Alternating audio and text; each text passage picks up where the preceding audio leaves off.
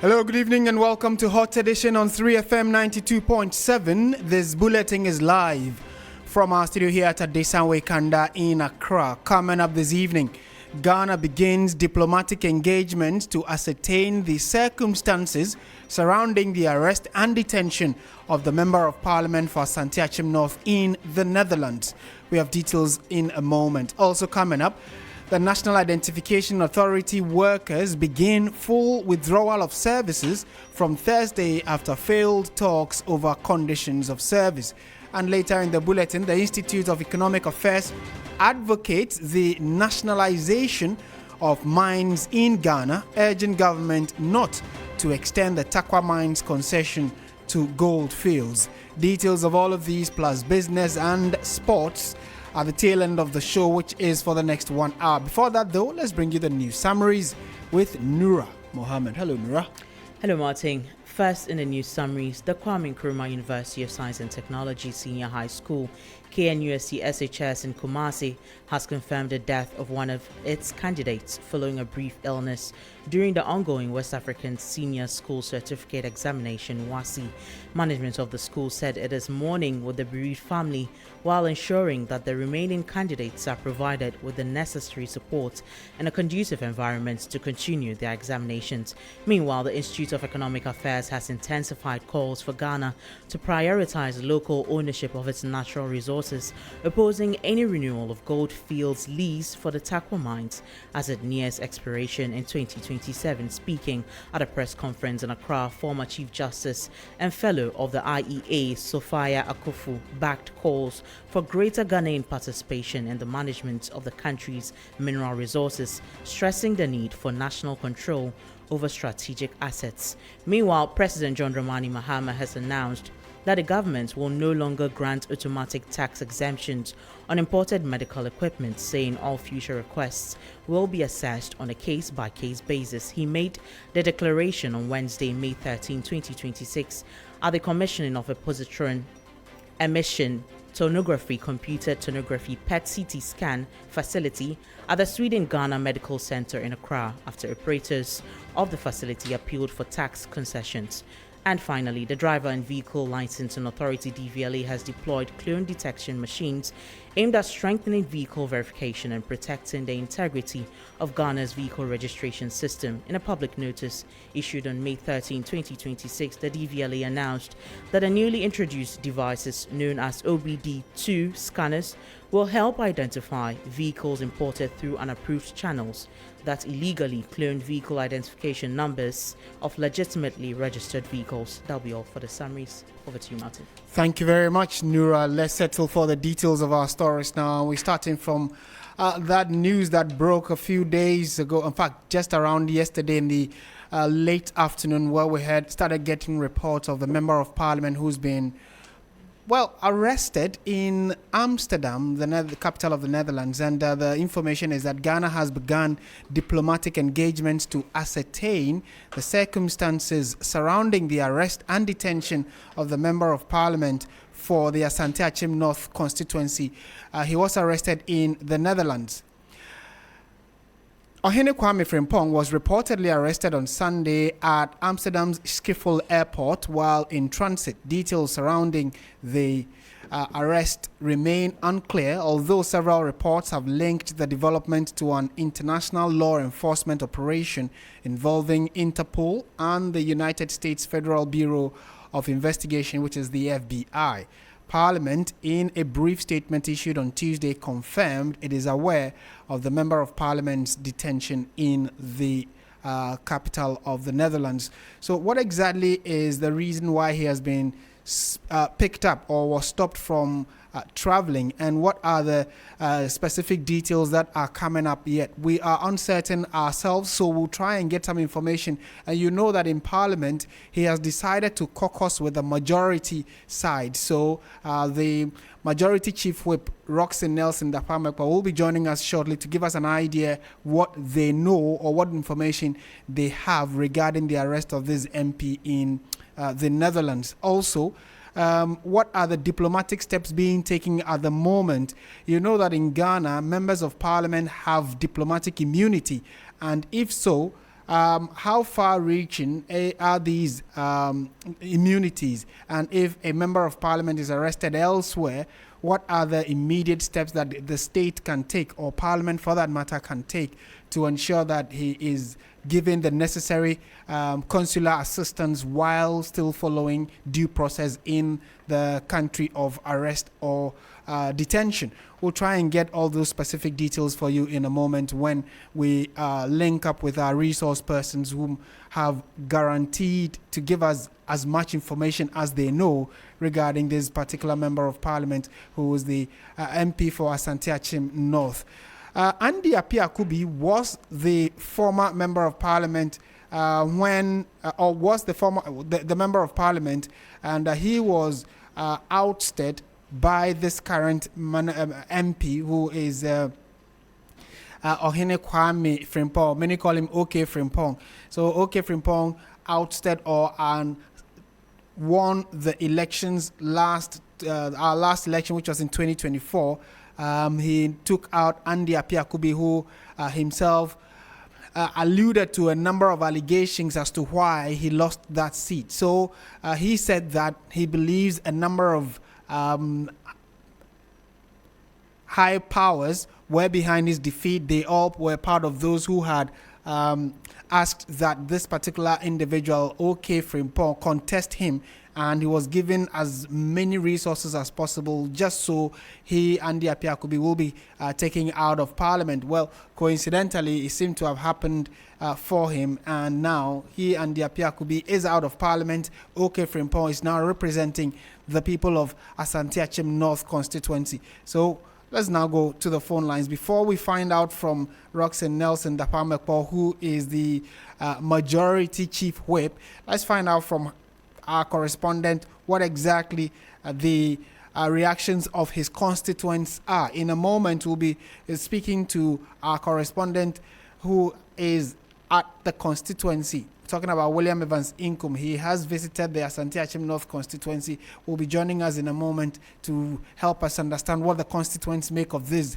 development. When we do get him, we'll put a few questions to him. In the meantime, you know that this bulletin is streaming on Facebook, so you want to make a date and join us there. Send us your thoughts and comments.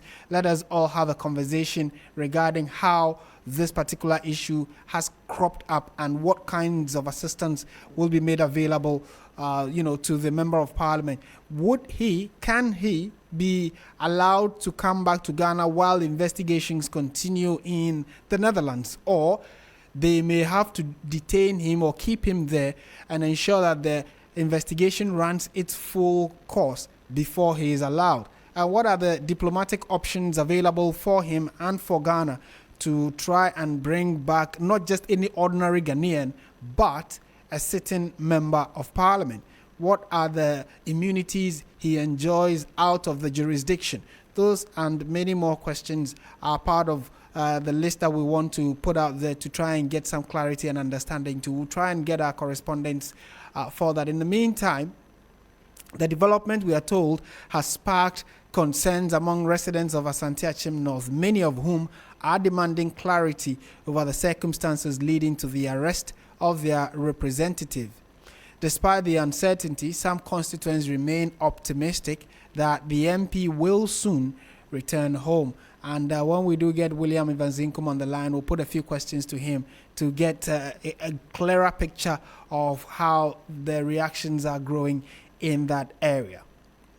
While we try and do all of that, let's take you to some other stories. Now, the Institute of Economic Affairs, IEA, is calling on government, parliament, and the general public to resist any attempt to approve the extension of the Tarkwa Mines concession to goldfields. The IEA says it is time for government to take full control of mining operations in the country and employ experts to manage the sector on behalf of the state. Speaking to the media, the former Chief Justice Sufai Ekufu said the time has come for Ghana to ensure that its strategic mineral resources deliver maximum value and benefit to Ghanaians by taking ownership of mining operations in the country. Justice Sufai Ekufu did not mince words in describing the contribution of foreign mining companies to Ghana's development as inadequate. Let's listen to what exactly it is that she has been saying in this interview or the program, where she touched on why she believes that Ghanaians should be allowed, or the state must take ownership of all of its mining concessions. The NIA considers the requested lease renewal or extension, whatever they choose to call it, to be deeply inimical to Ghana's long-term economic and strategic interests, and therefore calls on the government to soundly reject this approach, reject it decisively, while prioritizing a framework that secures meaningful Ghanaian ownership and control of the mines at Tarkwa. Goldfields acquired the Tarkwa mine in 1993. Today, this mine stands as the largest open-pit gold mine in Africa and serves as the flagship operation of the company.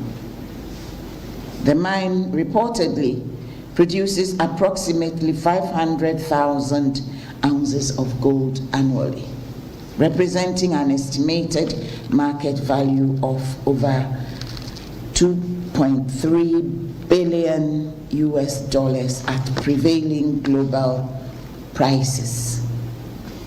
By the company's own admission, its Ghanaian operations account for nearly 25% of Goldfields' global production portfolio. 25%, a quarter. Underscoring the immense strategic importance of the Tarkwa mine to the corporation. The operations of Goldfields in Tarkwa exemplify very, very glaringly the enduring consequences of extractive concession arrangements that overwhelmingly favor foreign investor corporations at the expense of host communities and the national economy.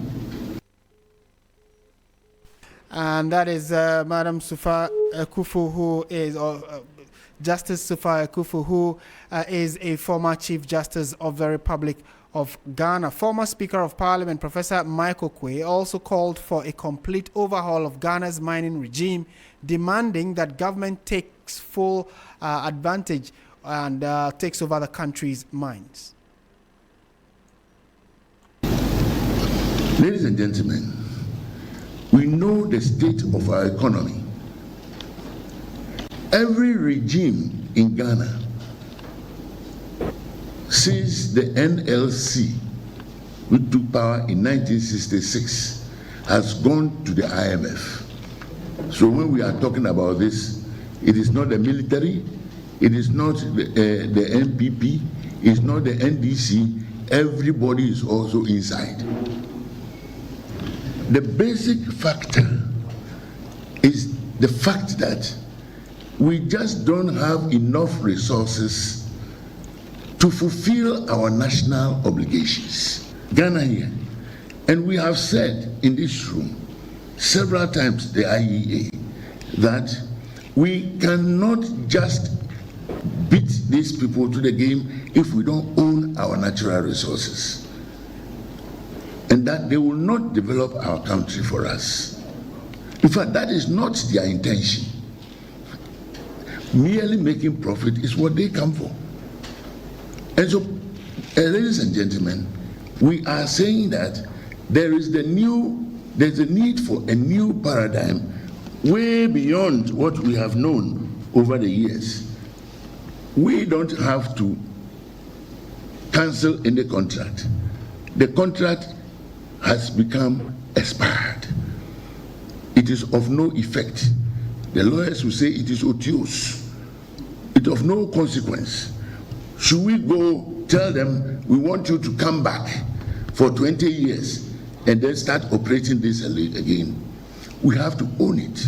It's already ours. If we don't give it away, it's not gone. If we don't give it away, it's not gone. And we have talked a lot officially about the need to own our natural resources, that and so on and so forth. This is the time to walk the talk. We will respectfully tell our government and all those in authority, including the members of parliament, etc., etc. And that is Professor Mike Okwe, who is a former Speaker of Parliament. And talking about Parliament, let's take a step back to our earlier story where a current Member of Parliament in the person of OK Frimpong, or Hine Kwame Frimpong, you know that he is currently on detention in the Amsterdam, in the capital of the Netherlands, Amsterdam. And this happened, we are told, over the weekend. And news about Parliament being aware of his detention came public on Tuesday, which was yesterday. So let's find out what the constituents are making of this current development. William Evanzinkum is our man following this beat for us. William, thank you for your time. You have been to the constituency. First of all, what's the mood like over there, and what are they talking about? Well, Martin, so it is disbelief. Somebody that to them has conducted himself very well, over the years. So to them, it is disbelief. They are still in a pool of speculations because every bit or snippet of information that they are getting, it is either on social media or from social media or from the grapevine. So they are still waiting until an official statement is released that is detailing what charges may be preferred against their Member of Parliament. But they are sympathizing with him because they describe him as somebody who is very, very generous. And of course, his works tell very loud as far as that particular constituency is concerned. I had some time engaging the youth. Asante Akyem North has a youthful population, or it is a constituency that I will call, a constituency that belongs to the youth. Because if you trace the political history of that particular constituency, it is no doubt the first Member of Parliament in 2012, when it was created, Kojo Bajiman, took the seat on the ticket of the MPP at the age of 37. OK Frimpong, or Hine Kwame Frimpong, snatched the seat from the MPP's candidate, lawyer Apia Kubi, who also snatched it from Kojo Bajiman in 2017. He was 60. OK Frimpong was 38 years when he also snatched the seat from the opposition New Patriotic Party, who have dominated as far as Asante Akyem North constituency politics is concerned. So it's a town for the youth, or it's a constituency for the youth, and it is not surprising that we see a number of them expressing worry about the development, Martin. And, like you indicated, it is all speculation at the moment. Nobody really has any substantial detail to depend on. But what exactly is the feeling like for, we know he's an independent candidate at the moment, so we cannot ask how the party he belongs to is feeling, because we do not know which party he actually does belong to. But beyond the youth, what are the decision makers and opinion leaders in the communities making of his arrest? They have expressed optimism that someday he will return. And you cannot measure that level of confidence in them. Just last Sunday, I spoke to one of the elderly people or elderly constituents, and she told me that just last Sunday he was in the constituency, celebrated the Mother's Day, shared goodies, to the elderly women, and of course, women in general, if I should put it that way. So every line of the conversation, as I engaged with the constituent, speak about his generosity. And they are very hopeful that he will go through this. They have described it as trial. He will go through it and then come out clean. That is their hope. come out clean, does that mean there are speculations or they are assuming that he must have committed some kind of crime? Well, it is interesting to know, Martin, that one constituent that I spoke with was like, he believed that it is his detractors who have plotted all these things against him. So to the ordinary person on the street, he doesn't see it to be, he sees it to be the usual politicking. And, to them, there's nothing like a crime or those things that we'll be hearing on social media. Of course, we are all waiting to hear from, those who are detaining him as to whether there's a crime to answer as far as, he is concerned.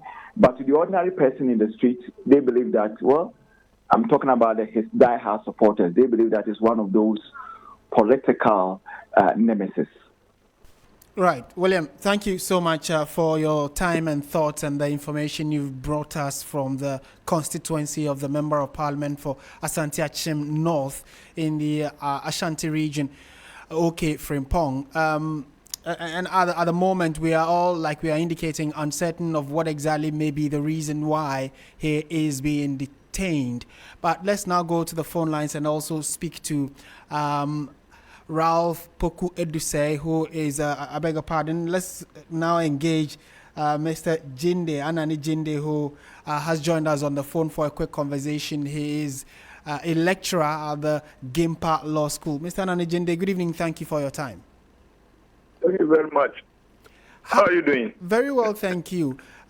What are your thoughts on how international law works when we are talking about the arrest of individuals of other countries? So if another person from a different country is arrested, what are the formalities like when you're looking at the international law? Well, thank you very much. Thanks for having me. Well, let's get it clear. Nations sign various treaties for various reasons.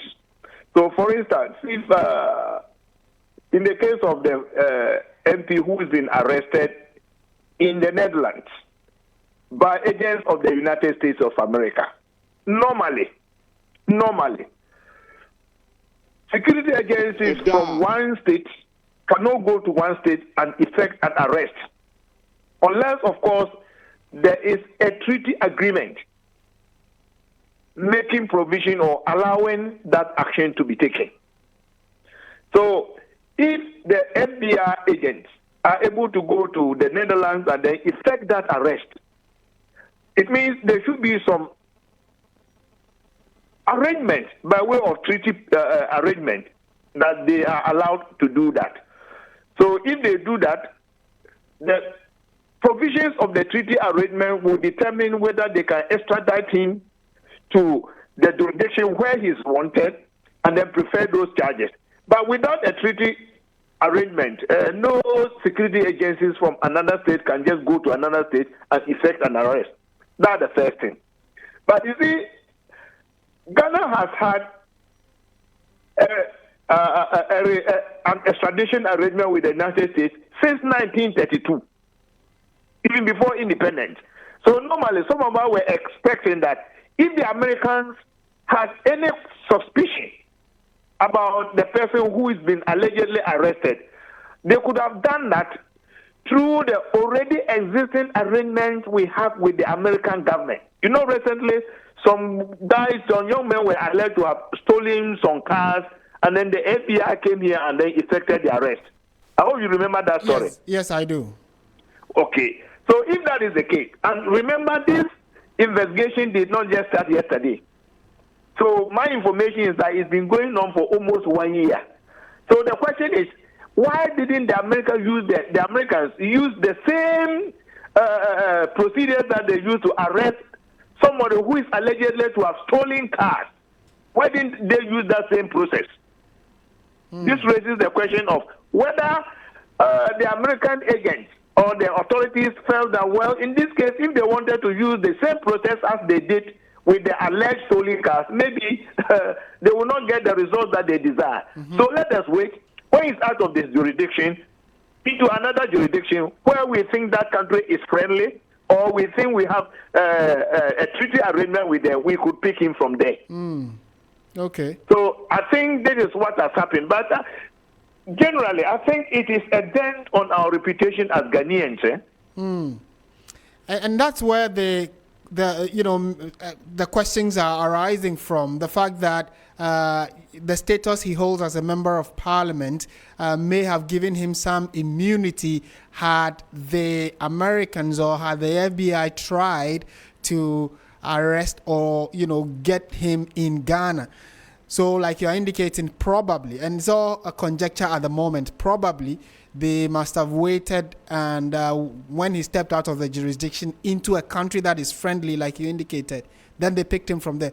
But can you help us understand what kinds of, now we cannot even call it a crime, but on what basis can the FBI be involved in such arrest when it comes to people from different jurisdictions? You see, the Americans' jurisprudence is that sometimes when they think that you've committed an offense in the jurisdictions of the United States, because of the treaty provisions that they have with certain countries, they can invoke the provisions of those treaties to effect the arrest. Because remember, some of the laws that they have in America, they have extra territorial reach. It goes beyond the American territory. So they make this arrangement with the friendly countries, and then they sign various treaties so that when you commit, they allege that they suspect that that particular crime has been committed within the jurisdiction of America. They can invoke that treaty provisions so that they can arrest that person in another jurisdiction with whom they have this arrangement. But you see, when we are talking about immunity, others think that the moment you are a member of parliament, you have certain immunities. Yes, the immunities that you have, even within Ghana, are very limited. You read Article 117 of the Constitution. The immunity you have, it is when you are in parliament, or you are on your way to parliament, or you are coming from parliament. Any proceedings cannot be set on you, either civil or criminal. But that does not give you immunity against criminal activities.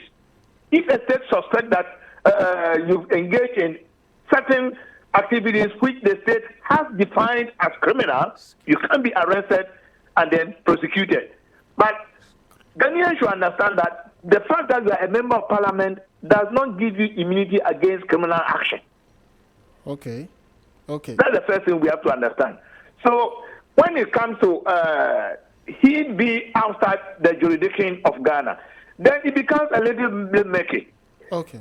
If he's on a diplomatic passport, then other questions will arise. Because the moment you are traveling on a diplomatic passport, it means you are giving diplomatic immunity. Okay. But at the moment, we don't know whether he's traveling on a diplomatic passport or he's traveling on an ordinary passport. Even the immunity given under the diplomatic passport, you should be undertaking official government business. Right. If you are going on your private business, you are going to visit your girlfriend in Dubai, that diplomatic immunity, which is granted by virtue of the diplomatic passport that you hold, does not cover you because this is a private business. Okay. But at the moment, you don't know. We don't know whether he was traveling on a private business or he was going to do government business, and whether he was traveling on an ordinary passport or on a diplomatic passport. So at the moment, it's too early yet, and it's very messy. Right. And you see, he's just been arrested. We don't know the specific charges with which he's been charged. We don't know the charges prepared against him. We just know that he's been arrested. You see, this speculation about money laundering, these facts are not coming from the FBI. Neither are they coming from the government of the Netherlands. So we can only assume that he's been arrested. But the charges that have been prepared against him, we don't know yet. So we shouldn't be too early to run into any conclusions. And moreover, he's just been arrested as a suspect. In law, every person remains innocent until he is proven guilty by a court of law, or he himself admits his guilt. Until that pronouncement is made by a competent court of jurisdiction, he remains an innocent person. Right. So maybe in concluding our conversation, we talked about the immunity that could be covering him, especially if he were traveling on the diplomatic passport, which we are unaware of at the moment. But beyond that, we know him as a sitting member of parliament. Are there any diplomatic or legal considerations that could come into play, considering the fact that he is, he holds a certain office when it comes to Ghana's political system? Well, I've already mentioned it. Even in Ghana, the fact that he is a member of parliament does not give him immunity against criminal prosecution if he's suspected to have committed any crime. So that one, it doesn't come in. The fact that you're a member of parliament, if you are suspected of having committed a crime, you'll be taken through the same process like any other person. Okay. The only immunity you enjoy as a member of parliament is when you are speaking in parliament, all your statements, nobody can take you on for the statement made on the floor of parliament. Or when you are on your way to parliament, or when you are within parliament, or when you are getting out of parliament, no criminal or civil proceedings can be served on you. Okay. But that does not mean that you cannot be prosecuted if you are suspected or the state thinks that you've committed a certain act which the state has criminalized. So there's no immunity, absolute immunity for members of parliament. Okay. We must get it clear. Yes. Can Ghana as a state do anything about this? What are the options available for maybe an institution like parliament or as a country?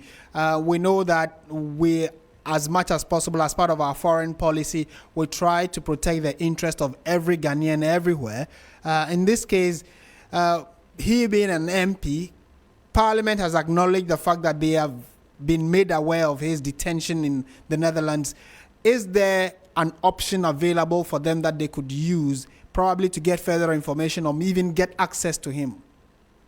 Well, you see, the moment you arrest somebody, he has the right to contact a counsel of his choice. And then you have to prefer the charges against him. He has to know the reasons why you are holding him. You can't just hold him incommunicado. So you prefer the charges against him, give him access to his lawyers, and then they will take it from there. So I think foreign missions, especially the one in the Netherlands, The Hague, they have a legal department. First, they should request that they should be given access to him because he's a citizen of Ghana, even if he's not a member of parliament. He is a citizen of Ghana, and is entitled to all the protections that Ghana government provides to its citizens. So they should reach out to the authorities holding him and arrange some consular services for him so that they would then know the grounds for which they are holding him. That's why our embassies are there. So they should get their acts together, locate where he is, and then try to get a lawyer for him to represent him. And then from after that, maybe some diplomacy some diplomatic engagement could be triggered to see whether they can arrange that. Well, if you, I don't know, they can arrange that. Okay, if you are charging him, well, we can arrange to have him tried in Ghana. But you see, before you do that, the crime for which he's being charged, it should also be a crime in Ghana. If you are asking that, it should be brought to Ghana for trial. Right. But remember, there's a precedent. You know the former Nkranza North MP. Yes. Richard Anand. He was also arrested, charged, and then he was sentenced in the United States of America. Right. So there's a precedent. So let's wait and see how it's going to play out. But first and foremost, our mission in The Hague should make the necessary arrangement to have access to him and then even engage a lawyer for him so that we'll know why they are holding him and why they are detaining him. Because you cannot just pick out somebody, detain him, you don't give him access to his lawyers, he doesn't know the reason for which he's being held, that one is against international law. The fact that he's a suspect does not mean that he's already guilty. Only the court can prove his guilt or otherwise. Right. So our foreign missions should to trigger some processes where they can have access to him and then provide him with a counsel. Okay. Thank you very much for your time, Mr. Kwaku Ananijinde. We are grateful that you made time to speak to us this evening. Thank you very much. Have a nice day. You too, sir. And he is a lecturer at the Gimpa Law School, giving us some legal perspectives as regards what the next line of action could be for the Member of Parliament who is currently in detention in the Netherlands. He is the MP for the Asante Akyem North constituency. We know that over the weekend he was arrested. As we speak, he is still in detention, and we are told that diplomatic efforts have begun to ensure that he's given the necessary legal assistance where he is. And we had agreed to speak to Ralph Opoku Eduse, MP for Bekwai, who is also one of the counsels for the detained MP. And Mr. Opoku Eduse had agreed to speak to us, but all efforts to get to him are becoming difficult. So if you are beside him, kindly nudge him to pick his calls, so at least we can get to find out what exactly he also knows about the arrest and detention of his client as it stands at this moment. This is 3FM 92.7. We've also been engaging the thoughts of Dr. Rashid Draman, who is the Executive Director for the Africa Center for Parliamentary Affairs. He's been sharing a thought or two about the arrest and detention of Ohene Kwame Frimpong.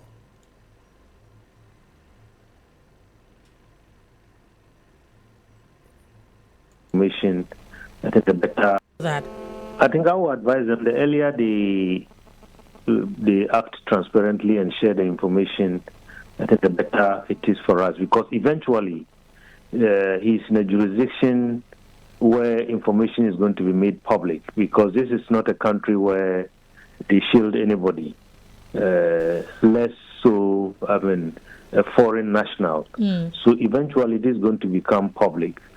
So the earlier Parliament releases whatever they know, I think the better it is. In terms of what they can do, I think they can only cooperate. Yeah. They can't influence anything in that country. There's a recent example, a sitting senator from Nigeria and a very influential figure in Nigerian politics was detained in England. He's currently in jail. There was nothing that the country could do. There was nothing that the Parliament of Nigeria could do. Because once there's a criminal offense and it's happening, you know, in a jurisdiction that is outside where the Member of Parliament sits, then I guess the law runs its course up to the final end. And that was what happened in the case of that Nigerian senator. In this case, we don't know yet. It could be an immigration offense. It could be even an offense that he committed on a flight. So Parliament should do us a favor by making sure that all that they know is made public so that we can engage in a meaningful discussion, because I believe there might be much bigger systemic discussions that we need to engage in, and perhaps maybe this could trigger some reforms in terms of who qualifies to go to Parliament, what kind of screening is needed, and what kind of background checks are needed, and so on for potential members of Parliament before they get into Parliament, and then things like this happen. Unfortunately, the only thing that can stop this speculation is having transparency in the release of information. Because you see, social media today is very, very uncontrollable. I mean, there's no law that can control the way people interpret and share information. You close here, another one opens. It's like an octopus. So I think in order to avoid the conviction of this person before he's even found guilty or not, and transparency is what will do it.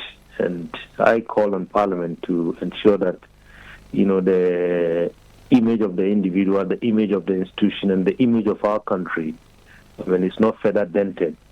Because once there's no information, everybody is holding a different kind of opinion. The 33 million or so Ghanaians, everybody would have an opinion. And some would hold it, some would go viral. And that's the trial that you are talking about. And that's the voice of Dr. Rashid Draman, who is the Executive Director for the Africa Center for Parliamentary Affairs. What do you make of this particular development? Do let us know in our comment section on Facebook and on YouTube, where this bulletin is currently streaming. You're listening to Hot Edition on 92.7. Stay with us. When we return, we'll give you updates on the nationwide withdrawal of services by the National Identification Authority workers. What exactly does that mean for us as a country? Details of all of that and more in a moment.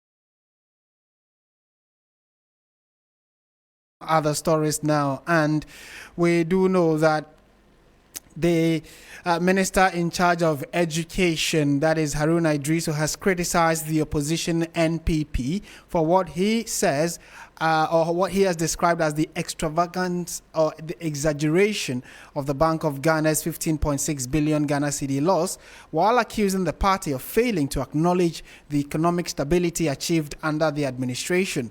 He said or made the remarks during the commissioning of a PET scan Swedish medical center facility in Accra. There is ongoing debate now about the Bank of Ghana and losses of Bank of Ghana. The political opposition is at their best to find space to be critical of John Dramani Mahama. John Dramani Mahama, your special guest of honor, made a pledge to you that he would stabilize the Ghanaian economy. In all the debate that has gone on, including losses to the Bank of Ghana, I have not seen any of them argue that John Dramani Mahama has not stabilized the economy of Ghana. At least this inflation has been achieved from 54% to 23% through 2023-2024 to 5.4% 2025 to 3% John Dramani Mahama. There is stability in the economy, and therefore the loss of the Bank of Ghana as 15.6 million is the aspiration of John Dramani Mahama that he will see through a Bank of Ghana that achieves stability without losses. But at least momentarily, the opposition must accept a fact that the currency is stable, foreign reserves are high, and inflation is low. Haruna Idrisu is a member of Parliament and also the minister in charge of education, and has just waded into that debate about the losses from the Bank of Ghana, some 15.6 billion Ghana cedis, which the Bank of Ghana has attributed, or at least there have been arguments that those can easily be tagged as operational losses. However, the opposition, the New Patriotic Party, are not buying that argument. They say that the amount is still too huge to just categorize as an operational loss, and for that matter, the Bank of Ghana, the Finance Ministry, and government for that matter must come clean and help people understand what exactly led to those losses.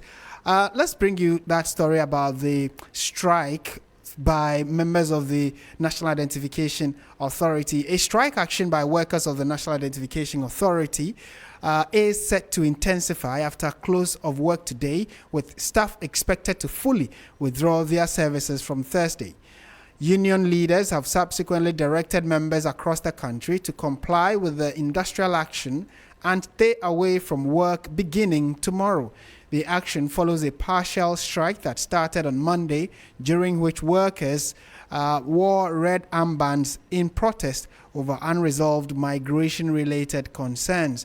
The workers say that the migration arrangements promised to them have still not been implemented nearly 24 months after assurances were given. So why are they choosing this period to embark on that strike? And we actually have a statement that was signed by the Assistant Divisional Secretary Godsway Ayivo Bismarck, and advising all members to, with immediate effect, stay away from work effective midnight tonight. Accordingly, no member of the NIA should resume or should return to work until further notice.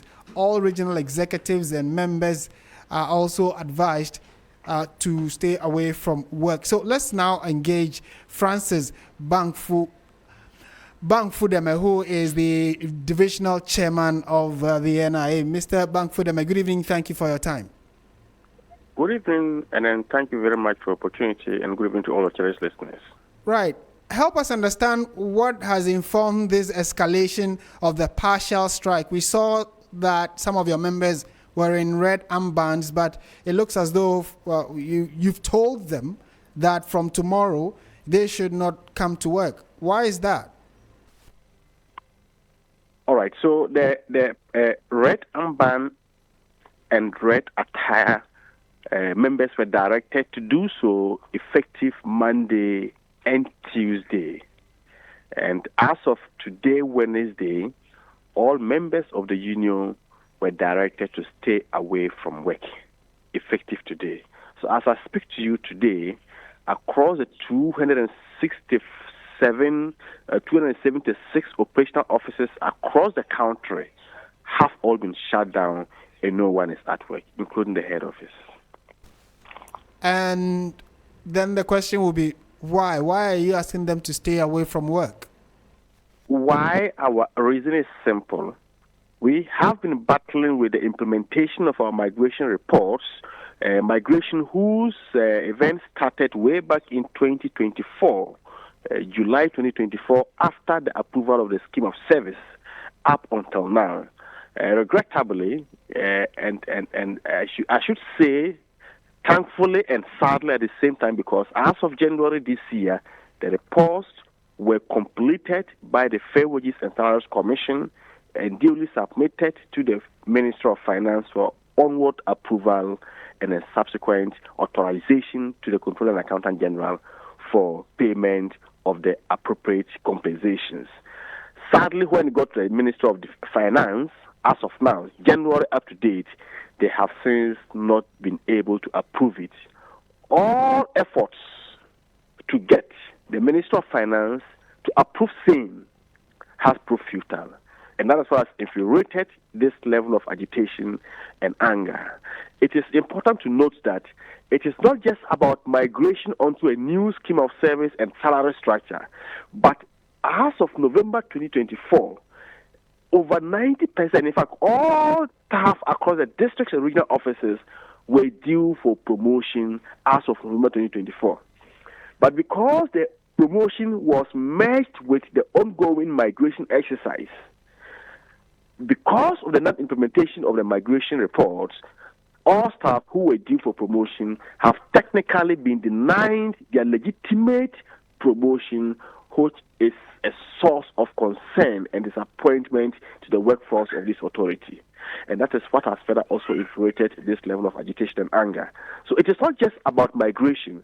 We have been denied the appropriate placement onto the required salary structure. We have also been denied our promotion for over 22 months as of now. And this, we cannot take it. We have made all efforts humanly possible to ensure that this is completely avoidable. But regrettably, our efforts have not been complemented by the Minister of Finance that has the mandate to ensure that the reports have been duly approved and then implemented. So, I get the impression that at least some marginal progress has been made.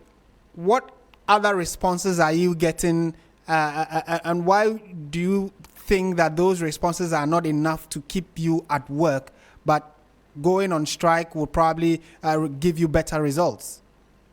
All right, so when we sense that the reports were unduly delayed at the Ministry of Finance, we served a notice of our intention to embark on industrial action effective April 10th.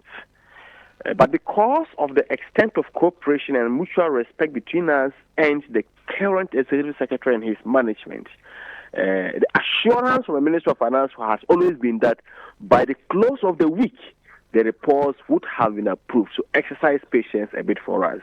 The week elapses. By the next coming Monday and Tuesday, the reports would have been approved and implemented. It elapses. By the coming Friday, it will have been implemented. And my brother, we are not kids that every day assurances upon assurances upon assurances, yet bills are piling up. The economy is hard for people to manage. We don't eat and survive on assurances. And when we have found ourselves, we think that the assurances have become too many and empty without complementary actions to ensure that the reports have been approved and implemented. Our text reveals that all technical processes have been completed, except just awaiting the approval of the sector minister, who has refused to do so up to date. And we can't take that from him. It is on record that we cannot phantom or assume or to think of any technical reason for which reason these reports have been held up to date. Because for the best of our knowledge, and what we do know, is that our migration reports and promotions were duly budgeted for in the 2026 financial year. And the same budget has been approved by Parliament and has begun its implementation. So what exactly is the rationale why the Minister of Finance, since January up to date, cannot simply approve a migration and promotion of staff reports that has been on their decks up to date? Is demotivating and disrespectful as well to add. We will see what the coming days hold for us. Thank you for speaking to us this evening. Very well. Thank you very much for the opportunity. And that is Francis Bang-Fudeme, who is the divisional chairman, helping us find more information about why the NIA staff are going on strike. This is 3FM 92.7. You're listening to Hot Edition.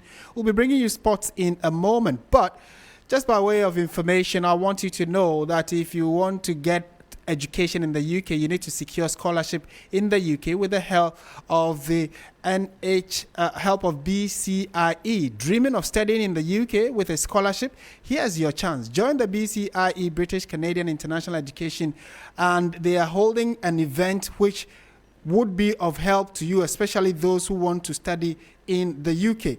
And what they are doing is that on these specific days that I'm going to be mentioning, you need to make a date, meet them there, and you get all the information you need regarding your interest in schooling in the UK. Join BCIE, British Canadian International Education Limited, on the 16th of May, which is just 3 days away from today, at 10 in the morning at BCIE office, which is located on the Osu Oxford Street behind the Snit Hospital, for an exclusive secure scholarship in UK event. Meet representatives and explore scholarship opportunities from leading UK universities, including Durham University, University of Dundee, Brunel University in London, University of East London, University of Sunderland, and the University of Lincoln. Get expert guidance on admissions, scholarships, visa processing, and your pathway to international education.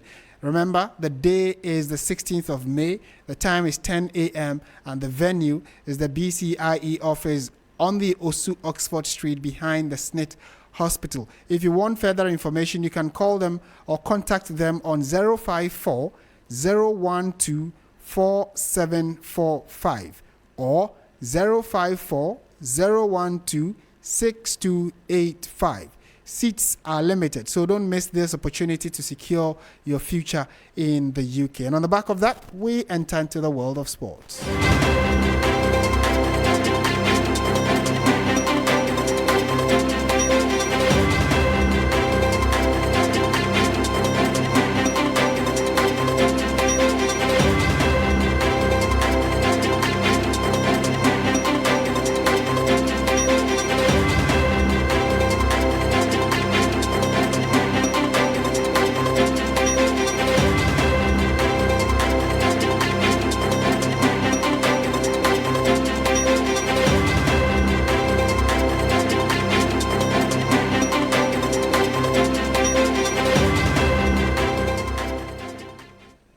Hello, good evening, and welcome to the sports segment here on Hot Edition on TFM 92.7. My name is Oreku Ampofo, and DBB United FC have made history by securing their first ever promotion to the Ghana Premier League after a dominant 3-1 win over Tamale City at the Accra Sports Stadium. My colleague Mutala Yakubu was at the game and filed this report. In the Division 1 play-off, WB United have beaten Tamale City by 3-1 to secure qualification to the 2026-27 Ghana Premier League. This will be their debut in the Ghana Premier League, as they've never played in the Ghana Premier League before. Two other teams have already secured qualification: Port City and, of course, Ashanti Gold 04. This game was a very, very interesting one at the Accra Sports Stadium. And guess what? It was Tamale City that opened the scoring, but they came in very strongly with their striker, Kojo Entry, who had already scored 13 goals in the Division 1 league, scoring a hat-trick to ensure that they book qualification. So next year or next season, the 2026-27 Ghana Premier League would have WB United, who are based in the Bono region, participate.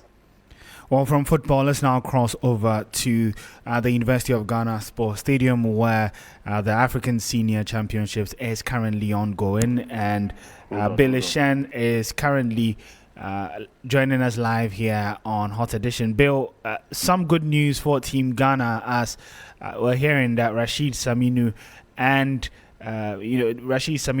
Joe Paul will be in the final of the 100 meters final later tonight.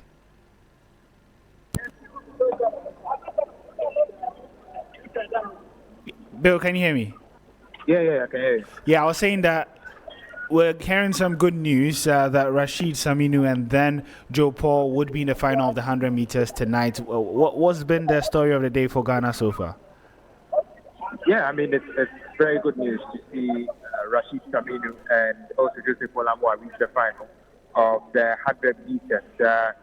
The unfortunate news is that Yvonne Britain wasn't able to make the podium in the 100-meter hurdle, but it's an opportunity for Ghana to possibly make the podium. We've not seen Ghana actually make the podium too far since the competition started, and tonight might just be that night where we finally see Ghana earn some medals with the likes of Abdul Rashid Saminu and Joseph Paul Amwa going strong in the semi-finals, finishing first in their respective heats and then making it to the final. All right, thank you very much, Billy Shan, for joining us here on Hot Edition. You can get updates of the men's 100-meter final, which would have two Ghanaians in there, Rashid Saminu and then Joe Paul Amwa, on social media at 3 Sports GH. My name is Oreku Ampofo, and I will be back again same time to bring you Hot Edition here on 3FM 92.7 tomorrow.